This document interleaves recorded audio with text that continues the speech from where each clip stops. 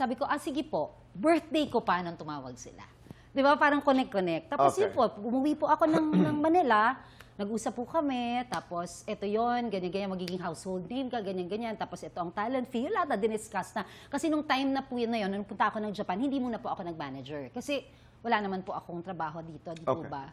So, ako yung nakipag-meeting sa kanila. Tapos iniisip ko, sabi ko, naku, sayang naman yung kinikita ko sa Japan. Sa totoo lang po, malaki kasi yung kinikita sa Japan, more than here. Tapos, sabi ko, sige po, kuha po ako ng sign. Kailan niyo po kailangan yung sagot ko? Ay, kailangan namin tomorrow morning. Sabi ko, uwi muna po ako, papahinga ako, magdadasal ako, hindi po akong sign. Umuwi ako. Nasa sasakyan ako, mahaba na ba? Sorry, sa sasakyan po ako.